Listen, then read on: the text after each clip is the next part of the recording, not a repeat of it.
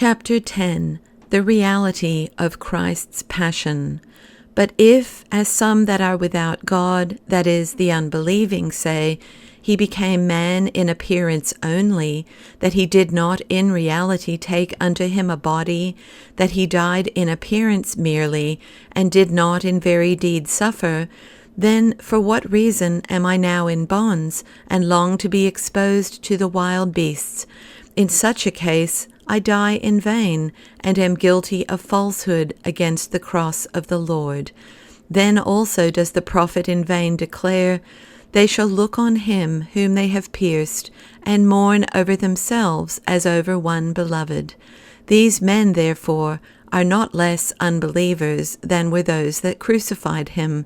But as for me, I do not place my hope in one who died for me in appearance, but in reality. For that which is false is quite abhorrent to the truth.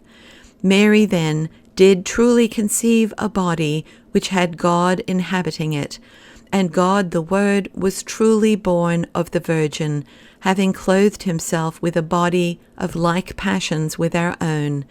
He who forms all men in the womb was himself really in the womb, and made for himself a body of the seed of the Virgin, but without any intercourse of man.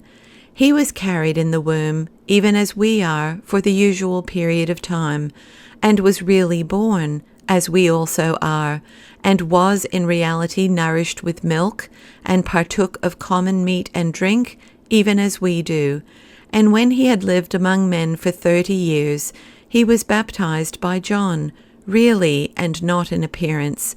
And when he had preached the gospel 3 years, and done signs and wonders, he who was himself the judge was judged by the Jews, falsely so called, and by Pilate the governor, was scourged, was smitten on the cheek, was spit upon.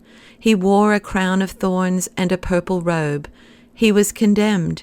He was crucified in reality and not in appearance, not in imagination, not in deceit. He really died, and was buried, and rose from the dead, even as he prayed in a certain place, saying, But do thou, O Lord, raise me up again, and I shall recompense them. And the Father, who always hears him, answered and said, Arise, O God, and judge the earth, for thou shalt receive all the heathen for thine inheritance. The Father, therefore, who raised him up, will also raise us up through him, apart from whom no one will attain to true life. For, says he, I am the life. He that believeth in me, even though he die, shall live. And every one that liveth and believeth in me, even though he die, shall live forever.